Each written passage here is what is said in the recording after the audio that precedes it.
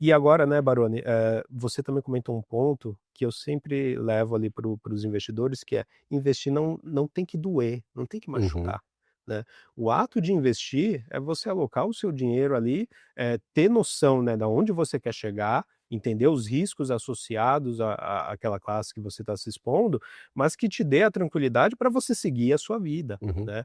Não pode ser um martírio, né, uhum. essa jornada, né, espinhosa, nem nada do tipo. Se for, né, tá errado, né, tem que se reavaliar, né. Eu acho que essa é uma mensagem super importante, né. E você colocou um ponto que eu queria te ouvir. Essa questão de internet, ela traz muitas informações. E recentemente foi reesquentado assuntos aí, enfim, que já tem algum tempo que está circulando, sobre a questão do modelo de distribuição. Eu queria te ouvir com relação a essa pauta.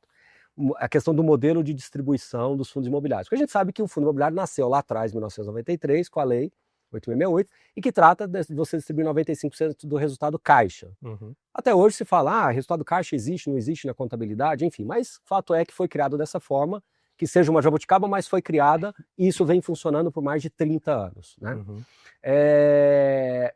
E eu queria te ouvir, porque vira e mexe as pessoas questionam essa questão do resultado. Alguns, e aqui eu quero ser bem rápido e depois eu te passo, eu queria te ouvir muito sobre isso, alguns questionam o seguinte, fundo imobiliário não cresce, porque ele só tem que crescer fazendo emissão, porque ele distribui 95% do resultado. uhum, Bom, é uma verdade. É uma verdade que se você contar de uma maneira descontextualizada, é ruim. Então, de fato, ele distribui 95% do resultado, né? Aí você pega, faz uma nova emissão, compra novos imóveis ou vende imóveis, faz uma reciclagem da carteira. Então, realmente não é um produto de crescimento. Eu até brinco, Marcos, fazendo um parênteses aqui, que eu falo que benchmark, o fundo imobiliário virou benchmark para o mundo. O fundo imobiliário tem que ganhar de ETF internacional, de ETF nacional, de moeda virtual, de CDI, de IBOV, DIV, todo mundo, NTNB, né, de IMAB. Então ele criou um benchmark para o mundo. Foi uma coisa que as pessoas criaram e começaram agora a comparar fundo imobiliário com tudo. O uhum. que é um equívoco, não tem o menor sentido, ainda mais quando você faz recortes temporais específicos. Mas então, essa questão dos 95% do resultado acaba gerando essa polêmica, querendo entender que fundo imobiliário não é bom porque ele não cresce. Na minha visão, é um equívoco semântico aí, porque ele te dá o dividendo para que você possa reinvestir, então você cresce comprando mais cotas. O produto em si, ele vai crescer captando mais recursos. Mas isso, ok, aí eu queria te ouvir um outro tema, eu queria te ouvir sobre a questão dos 95% do resultado, porque as pessoas também criaram, e aí eu acho um terreno bem arenoso, bem perigoso, de começar a associar de que o fundo, se não fizer oferta, ele não dá conta de distribuir. Aí eu acho que esse tema é sensível, que algumas pessoas tratam de uma maneira pouco profunda Uhum. e traz elementos que talvez mais confundam do que ajuda, foge um pouco da tecnicidade.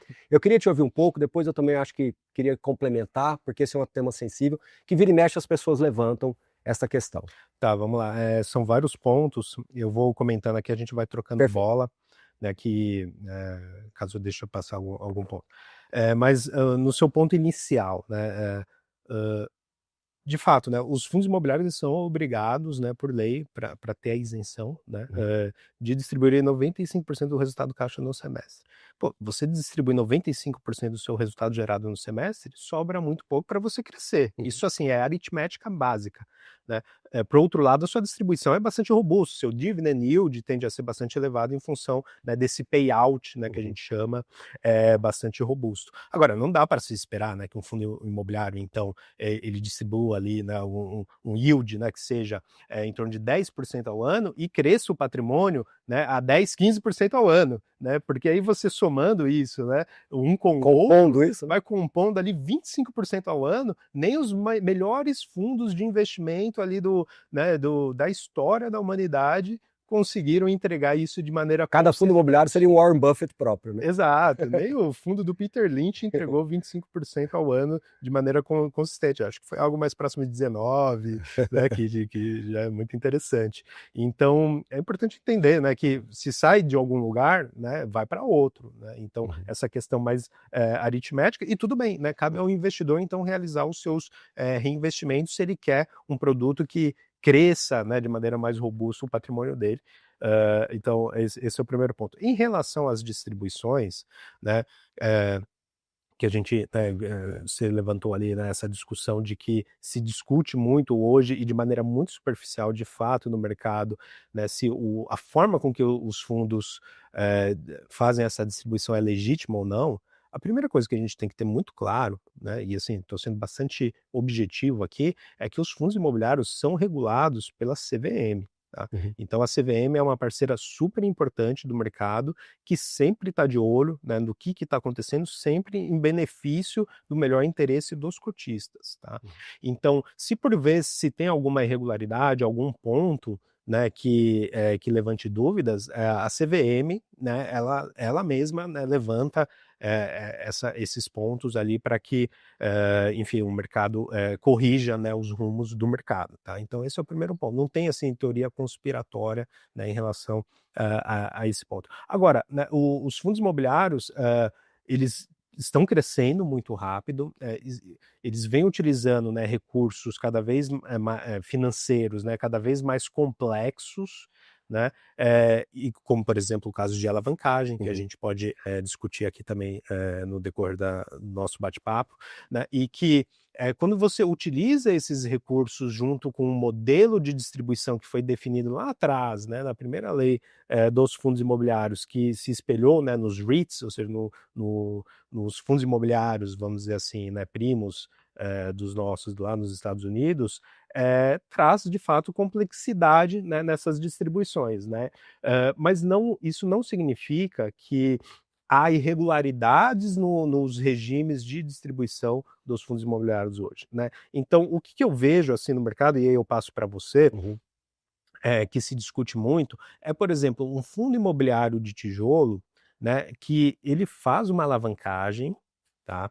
Então ele securitiza ali, né, os fluxos de aluguéis ali para, enfim, realizar o pagamento de um imóvel, um imóvel que por vezes ele adquire ali no modelo seller finance, né, então ele paga metade, mas recebendo já 100% das receitas de aluguel, e uma alavancagem em que muitas vezes você tem uma carência, né, no pagamento, seja de juros ou de principal, e que justamente por isso, né, ele não é onerado, né, no curtíssimo prazo, né, por meio de despesas financeiras reduzindo então o seu lucro distribuível. Esse lucro distribuível, então, ele acaba sendo potencializado, né, por conta desse mecanismo, né, porque sobra mais dinheiro para o fundo distribuir no curto prazo, embora lá na frente, né, essa conta vá chegar no sentido de que ele vai ter que pagar, né, os juros e essas amortizações dessa dívida, e o efeito seller finance também vai acabar, né? Então no pagamento integral ali da parcela da compra dele, ele perde esse efeito de uma alavancagem também, né, por meio dessa compra, e aí então o rendimento de curto prazo ele acaba sendo beneficiado, mas ao longo do tempo ele vai reduzindo. Tá? Mas isso é um efeito assim, contábil, né, aritmético. A gente pode discutir, né, se é o ideal realizar esses modelos de aquisições ou não, né? Acho que dá um programa inteiro, né, para a gente discutir sobre isso, mas é que está tudo dentro das regras do jogo, tudo dentro das 4 linhas. Né? Agora, você pegar, né, exemplos como esse e dizer que fundo imobiliário não distribui de maneira sustentável, tem um caminho muito distante em relação a isso. Você acha que é por aí? Sua colocação foi ótima. Eu vou agora fazer alguns apanhados aqui para tentar contribuir para a gente trazer, porque não é assunto fácil. Não é. Porque a gente tem que falar sem criar um economês aí, né?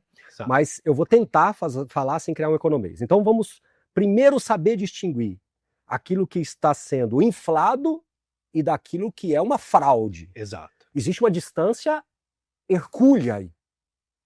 Né? Então, assim, se eu tenho uma empresa, uma companhia que faz uma venda de um ativo e recebe um valor grande, não recorrente por 1 ano, 2 anos, aquilo ali não é um dividendo fraudado, é um dividendo inflado, que você não pode contar daquela forma. Quando você tem uma compra em que você paga uma parte, mas já está recebendo um aluguel integrado, e aquele dividendo está inflado, não quer dizer que no final desse ciclo, que seja 6 meses, 1 ano, 1 ano e meio, esse dividendo cair, aquilo ali foi uma fraude que foi feita. Perfeito. Foi um modelo de mecanismo de aquisição que permitiu um dividendo mais elevado. Cabe ao investidor saber diferenciar isso, balizar o preço de aquisição dele e entender que aquilo ali existe uma certa artificialidade, mas não fraudada. Porque aquilo ali... Baroni, mas aí a gente pode discutir se o gestor está informando bem ou mal. Podemos discutir. Podemos discutir se o analista conseguiu falar isso melhor para os seus interlocutores. Podemos discutir. Mas dizer que isso é uma fraude é uma distância muito grande, para não dizer, eu diria... Leviano. Leviana, você colocou a palavra correta. É leviano, né? Mas tudo bem, agora vamos pegar um outro ponto aqui. O fundo que faz alavancagem e que tem uma amortização, que tem uma carência na sua amortização. Primeiro eu preciso explicar que a alavancagem, relembrar que a alavancagem é uma forma de você trazer um dinheiro à vista para comprar um imóvel com dinheiro que você não tem. Sim. Então, em algum momento, você vai fazer uma emissão, não é porque isso é uma necessidade obrigatória, é porque se você não vender um imóvel, é uma necessidade matemática natural do processo. Se você não fizer a emissão, não é que o fundo vai à falência, vai ficar insolvente, nada disso. Ele vai ter que diminuir a distribuição. Então ele faz uma nova emissão de cotas para repor aquele dinheiro que ele pegou emprestado. Então, se ele fizer isso bem casado, vendendo imóveis, fazendo emissões, essa tríade aí gera valor. A emissão, vendendo imóveis e alavancagem, se ela for bem feita estruturalmente, por isso que é uma estrutura de capital, ela gera valor. Tem vários exemplos no mercado que deram certo e vários que deram errado. E tá tudo bem. No mercado corporativo tem várias empresas que se alavancaram e fizeram bons investimentos em bons projetos e várias empresas que se alavancaram e fizeram maus projetos. Aonde que está a fraude nisso? Exato.